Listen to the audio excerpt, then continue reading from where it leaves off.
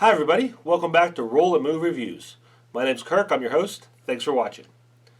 Today I want to talk about a game that mixes supernatural and Old West elements to create its theme, in a story about a boomtown where people are coming to make their fortunes mining the new mysterious mystical ore that's been discovered in the foothills outside the city. That game is Deadlands, The Battle for Slaughter Gulch from Twilight Creations. This game is based on some previously released material. There's a role-playing game that I know of. There may be other stuff. There may be comics or novels. I'm not sure. I'm honestly not too familiar with it. But the game itself, this board game itself anyway, has really never gotten much attention. I've never heard any buzz on it. There's never a lot of people talking about it. My group kind of just stumbled upon it and played it. So I'm going to talk about it with you today. And let's see if it deserves more attention than it gets, or if maybe it should stay buried. Let's take a look. You start by randomizing these 10 building tiles, putting them together and creating the street space in the middle. You always have the rail station here and the mine over there. This is that ghost rock, the magic ore I was talking about. This is what everybody's here trying to get. That's your currency in the game, and points at the end. Other ways to get it, but mine is always an option. Every building's occupied by townsfolk. You have these generic figures in there, but also they get a card to show who it is. So every building has somebody in it that the players can interact with. Then you're going to claim your outfit, which is the gang or faction you're going to be playing. You might be the hucksters or the gamblers. The blessed, those are the holy men. Shaman are your mystics. Texas Rangers and the agency are your lawmen. And your mad scientists, my favorite, are your steampunks with a little helicopter jetpack there. Then you claim one of these boards, which matches the board on the table. You can see they're numbered, but all spaces are numbered right there. And you have your street section and your home base there. Then you take one of these player blinds. They're cool. Everyone's different. Got these sepia tone pictures on it. Everybody has a different one, different image. On the back, you got some cheat sheet information. You're going to cover this up like that, and everybody's going to take their actions simultaneously.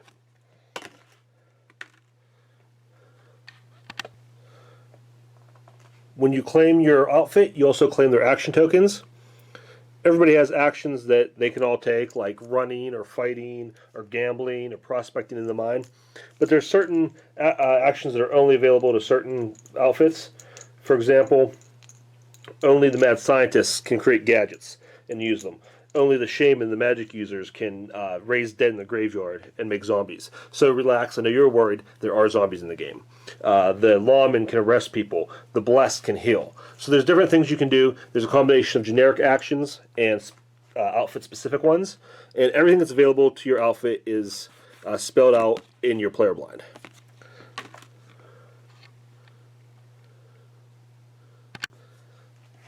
So at the same time, everybody takes their mats, covers it with their blinds, and decide where they want their guys to go and what actions they want them to take. Everybody gets 2 movement, so wherever you put your action token, you will make sure you can get a guy there in 2 steps. Let's just say I'm the mad scientist. I'll put one guy there in the saloon to gamble. I'll put one guy in the shop to buy stuff. That's right there, number 9. And we'll put somebody in the telegraph office to recruit. So after everybody's played those out, we lift the blinds, we move the guys accordingly. Say this guy will go gamble, this guy will go recruit, and this guy will go shop. And then everybody else will move their guys wherever they want them to be. And we'd resolve actions, starting at number 1, the rail station, going clockwise, then down the street, and then anybody who had taken an action on their home base.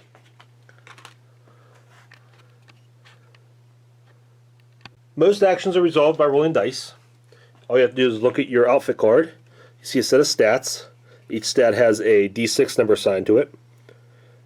And then each action corresponds with one of these stats. So let's say our huckster wanted to use his smarts of 46, and his target number was 5. He'd roll 46, and he'd keep the highest number, discard everything else. So he rolled a 6.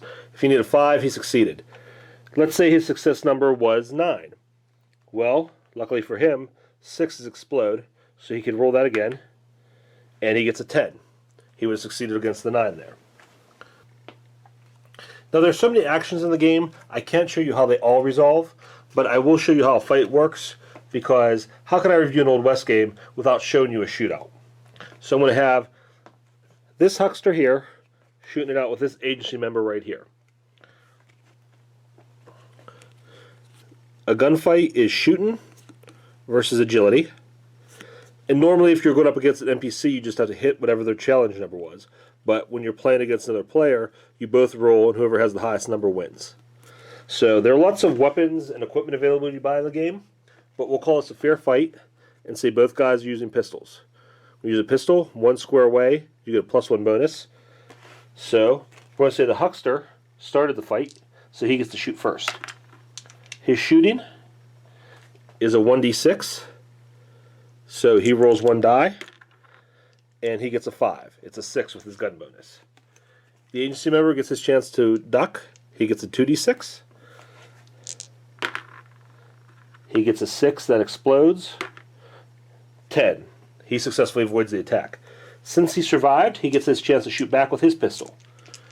He has 2d6 shooting, and the huckster has 2d6 agility. So he fires back.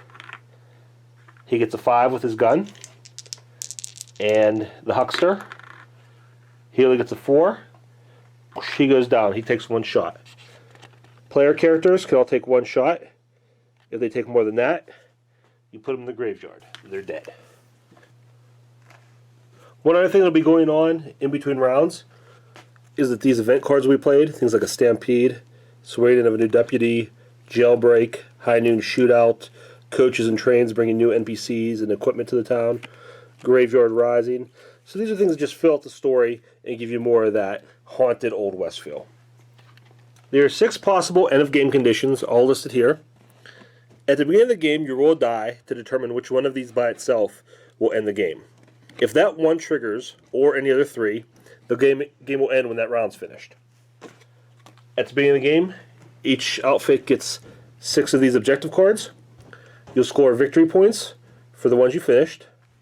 Plus you get points for your ghost rock, the buildings you control, which means your outfit has more members there than anybody else, the members of your outfit on the board, and also the number of equipment cards you've used, as well as any gadgets or spells your outfit may have learned. Whoever has the most points is named Mayor of Slaughter Gulch and wins the game. I can understand on the surface why this game doesn't get a whole lot of love or attention. There are a lot of rules, and as you may have gotten the impression, perhaps too many rules for the type of game it is. The rulebook isn't a big help. It's a little clunky and, to be honest, not very well written. If you're like me, once you've read it, you're going to have to go find some clarification somewhere on rules that you just couldn't wrap your head around. In fact, I pulled this game back down off the shelf after not having played it for a while because I want to be fresh going into the review. And as I'm reading the rulebook, I'm thinking to myself, I have distinct memories of enjoying this game, but based on what I'm reading, I have no idea how. Because, like I said, the rules are real clunky, and you feel like you're going to be tripping over them the whole time. But I got through it, read the rules, learned everything I needed to know, taught the game to everybody I was playing with, we got to the table, and once that happened, I remembered what I liked about it. Once you learn everything you need to know about the game, it is so much fun. There is so much you can do in this game. Like I said, there's so many actions, so many options, I couldn't show them all to you and show you how they all work and how they all resolve. But you have so many choices, and it all feels like a Western movie. Everything you'd want to do playing in the Old West, you can do in this game. You can rob stagecoaches. You can go start shootouts. You can go to the saloon and gamble and make your fortune or lose your shirt. You can arrest the bad guys. You can break the bad guys out of jail. All these different things you see in the old Western movies you can do in this game. Depending on what outfit you play, they're all going to give you very different, unique things to do and try to accomplish. Depending on what outfit everybody else is playing, you're all going to interact in very different ways and play off each other. Even those NPC cards I showed you that occupy the town add a lot of character and personality because there's so many different ones. There's such a variety. You have preachers and saloon girls and prospectors, and you have bounty hunters. So depending on where you want to go and what you want to do, you're going to be interacting with everybody very differently, and it's going to create a lot of cool game moments. You know, if I'm playing the Hucksters and there's a saloon girl in the church, and I want to go there and I want to recruit her to my gang, I'm going to feel a little dirty about that, to be honest.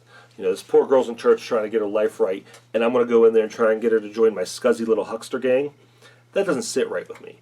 But you get a lot of cool moments like that through the game, depending on who you're interacting with, whether it's player characters or the non-player characters. That's really neat. I enjoy the gameplay. That simultaneous action selection works really good because it creates so much tension. You're sitting there and you're deciding what you want to do, and it's not just about what you're going to do, it's about what everybody else is doing. Because, you know, maybe I'm the crook and I'm going to go over here and rob a guy, but the lawman's a little too close and he may come over and arrest me and throw me in jail. So I'll go hide out somewhere else and draw him off my trail, and then once he's gone, I'll go find somebody else to rob. So there's cat and mouse moments like that depending on who's playing who. Everybody's getting each other's way. You don't have that much space. So not only are you accomplishing your missions, you're trying to prevent everybody else from doing theirs. And a lot of constant player interaction. Everybody's involved in what everybody else is doing. There's a lot of other little things that really add to the game. The equipment cards. I showed you the gun, the pistol. There's a ton more, and they all act very different in the game, and they all feel very different. They feel like they should. You know, if you're out in the street with a pistol or a Derringer, it feels very different than if you're out there with a shotgun just blowing guys away. Everything feels like it should. The event cards add a lot with the stampedes and the shootouts and the hangings. They carry out that cinematic feel even further and make you feel like you're in a real Old West world. The components, very solid. You get a lot of nice minis. They're you get a bunch of generic-looking ones, similar ones for the townsfolk. You get your own 6 identical minis for the outfits, which still look really good.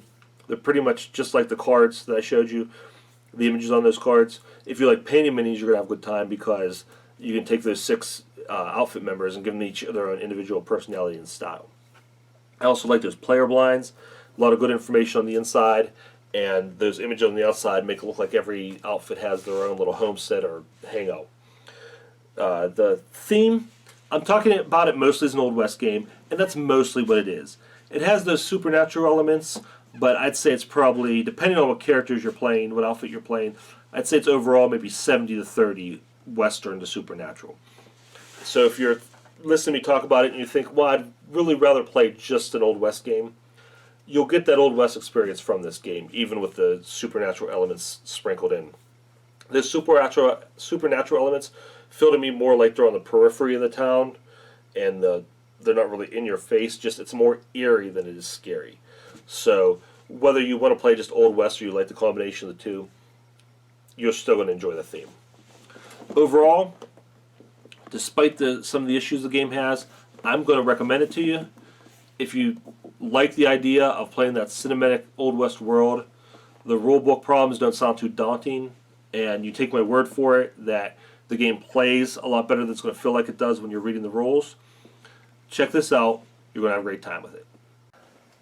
Alright guys, thanks again for watching another episode of Roll and Move Reviews. You got a comment section down there? Please be sure to take advantage. Give me your feedback. Let me know what you think.